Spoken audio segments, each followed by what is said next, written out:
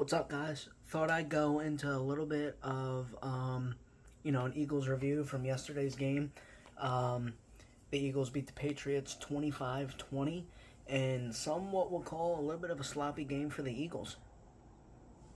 Now, the Eagles struggled very much offensively during this game. We got a quick lead of 16-0 at the end of the first quarter, I believe.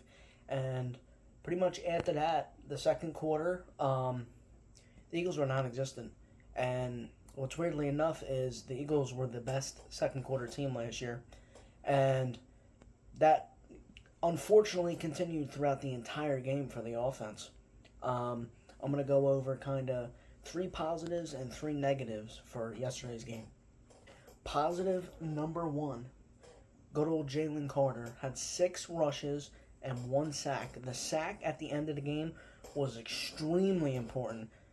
He beat their right guard, who was actually their backup, got right in there, and it was a very important sack. I was very happy with Jalen Carter immediately making an impact week 1. Negative number 1, it was the Eagles' offense. The Eagles' offense played poorly yesterday, and it's really weird for me to say that considering we were one of the best offenses last year. 1 touchdown to Devontae Smith, and the entire offense just wasn't clicking. The offensive line, running the ball didn't work. We had a couple passes to A.J. Brown, a couple to Devontae Smith. Dallas Goedert was completely non-existent during the game. But otherwise, very disappointing Eagles offense to start the season. Positive number 2, Jake Elliott. Jake Elliott was 4 for 4. He did miss a PAT, or he was 3 for 3. I can't exactly remember, but hit all 3 or 4 field goals. Jake Elliott played a great game. He's one of the best kickers in the league.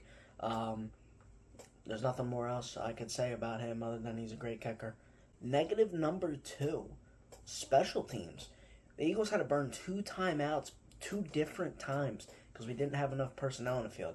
If you've ever played football before in high school or college level, there's your special teams coach that says, field goal guys, 1, 2, 3, 4, counts all the way up to 11. Make sure all 11 guys are on the field ready to go.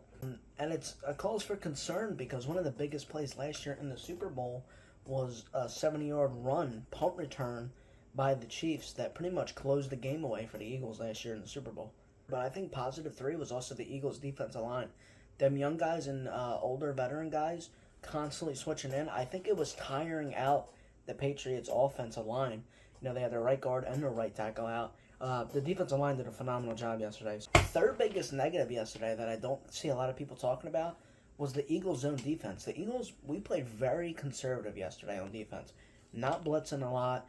We were letting the big Patriots tight ends pretty much just do slant passes, catching 5-6 yards, and it was killing us at the end of the game.